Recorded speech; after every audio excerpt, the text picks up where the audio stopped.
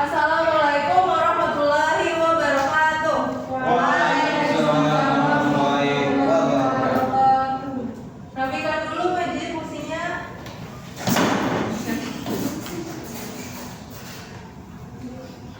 Semuanya ini sudah hadir?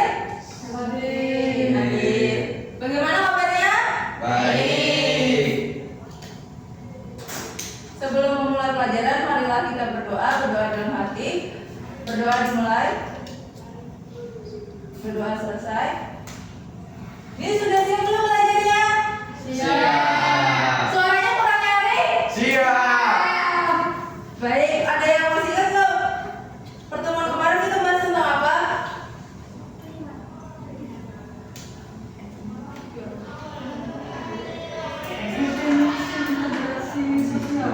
Ya, betul. Definisi integrasi sosial. Ada yang bisa menjelaskan apa itu definisi integrasi sosial? Integrasi sosial adalah proses penyesuaian unsur-unsur yang berbeda dalam masyarakat sehingga menjadi satu kesatuan. Baik, terima kasih.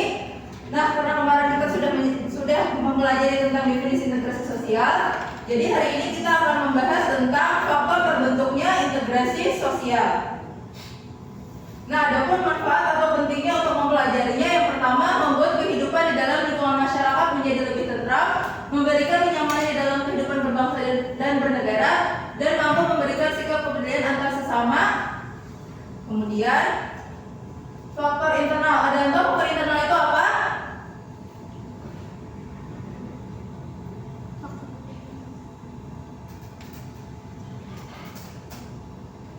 Faktor yang berasal dari dalam diri individu, Bu. Baik, terima kasih.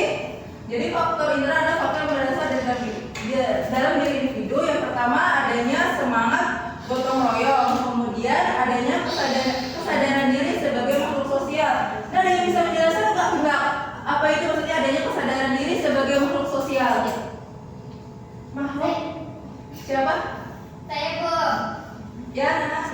Manusia merupakan makhluk sosial yang tidak dapat hidup sendiri tanpa bantuan orang lain. Sebagai makhluk sosial, manusia selalu melakukan interaksi dengan orang lain untuk mencukupi kebutuhannya. Baik, hebat jawabannya. Kemudian adanya tuntutan kebutuhan. Kemudian adanya faktor eksternal. Faktor eksternal adalah faktor yang berasal dari luar. Yang pertama, adanya sikap saling menghargai dan toleransi. Kemudian adanya persamaan kebudayaan. Ada yang bisa menjelaskan maksudnya adanya persamaan kebudayaan? Siapa yang mau? Adanya persamaan budaya dapat memberikan kesempatan untuk saling membaur tanpa adanya kecemburuan sosial. Hal ini akan lebih cepat terciptanya integrasi sosial di masyarakat. Baik, terima kasih. Lanjut, kemudian adanya persamaan visi, misi, dan tujuan. Kemudian adanya sikap terbuka pada perubahan. Adanya tuntutan perkembangan zaman. Adanya tantangan dari pihak luar. Dan adanya konsensus nilai dalam masyarakat. Ada yang mau ditanyakan? Kalau tidak ada, kita tugas kelompok yaitu faktor terbentuknya integrasi sosial. Di sini ada lembar KPD-nya. Akan Ibu bagi menjadi dua kelompok. Di sini kelompok 1, di sini kelompok 2. Yang pertama tulis nama kelompoknya, kelompok berapa, kelompok 1 atau kelompok 2, terus nama anggotanya. Baru ini kan ada gambarnya tentang apa. Terus tulis faktor yang membentuk. Tadi kan faktor yang membentuk ada dua. Yang pertama faktor internal dan eksternal. Jadi kalian bisa analisis tadi termasuk faktor yang mana, terus alasan memilihnya. Paham semuanya?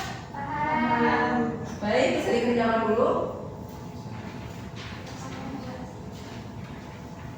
Dan jangan lupa nanti pilih satu orang untuk mempresentasikan ya di depan.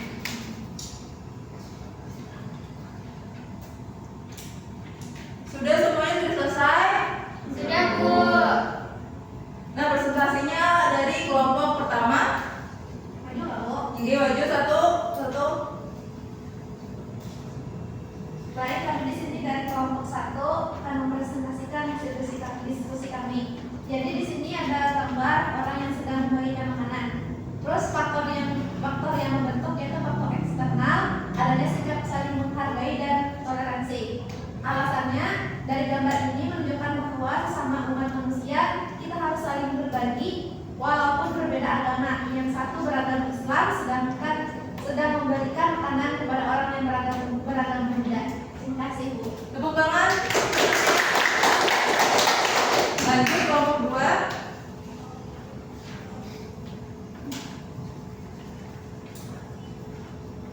Baik, kami dari kelompok 2 yang merepresentasikan di mana faktor yang membentuk karena adanya sikap saling menghargai dan toleransi.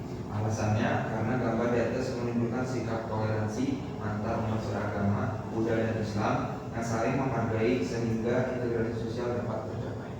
Baik. Tepuk tangan semuanya. Nah, tadi kan kita sudah membahas, tadi kan kita sudah diskusi juga. Jadi kita akan ke kesimpulannya. Ada yang bisa menyimpulkan nggak tadi apa yang kita pelajari tentang hari ini tentang apa?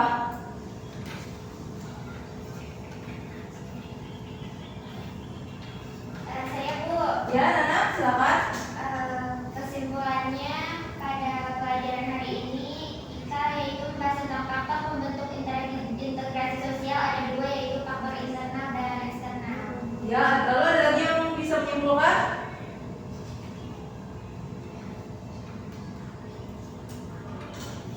Faktor internal itu dibagi menjadi 3, sedangkan faktor eksternal dibagi menjadi 3. Baik, dapat kita simpulkan kita rangkum tadi jawabannya. Jadi hari ini kita bahas tentang faktor pembentuk integrasi sosial. Faktornya dibagi menjadi 2, yaitu faktor internal dan eksternal. Faktor internal dibagi menjadi 3, sedangkan faktor eksternal dibagi menjadi 7. Sebelum mengakhiri pertemuan hari ini, Ibu mau ngasih tugas untuk merangkum materi pertemuan hari ini. Itu saja yang bisa Ibu sampaikan. Assalamualaikum warahmatullahi wabarakatuh.